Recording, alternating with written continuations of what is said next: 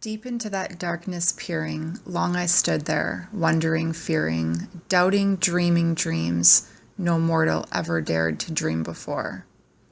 Edgar Allan Poe. We wanted to know if the rumors were true. Word around town was that the old country house was haunted, so my cousin Anaya and I decided to see for ourselves. We had stumbled upon the ramshackle building innocently enough. After moving in with our grandmother, we spent many days exploring the small town and surrounding countryside. Endless cornfields and hay bales sparkled in the sunlight as we ventured along twisty paths and lazy rivers. But despite the beauty of the summer days, the chilly nights ignited sinister tales of an unspeakable evil. The adults never confirmed anything. They just warned us to stay out of the fields and woods after dark, and to especially avoid the old country house. It stood 1 mile west of my grandmother's house on the outskirts of town. Embedded within a dense forest, the house was a truly unexpected sight when we first came upon it. A huge, towering Victorian structure. It was a frightening memory of its former elegance.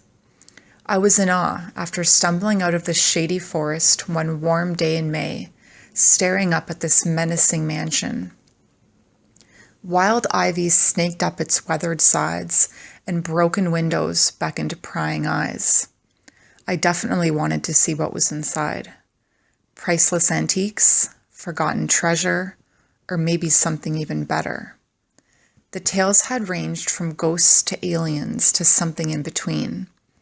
I was hoping for all of the above. Never one to stray away from the paranormal, I welcomed any supernatural possibilities.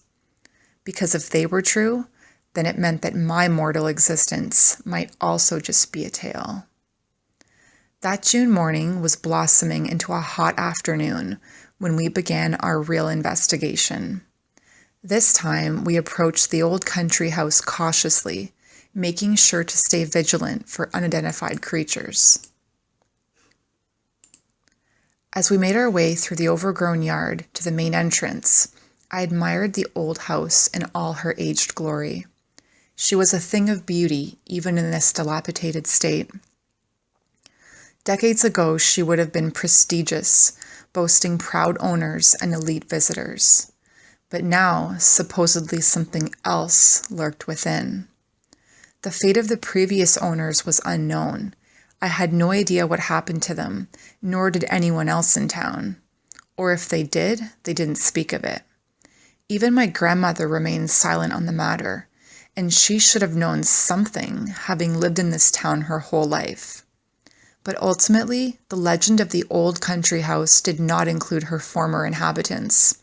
It was more about what resided within those walls now.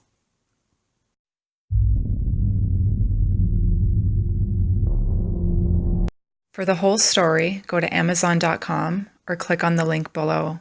Stay safe out there.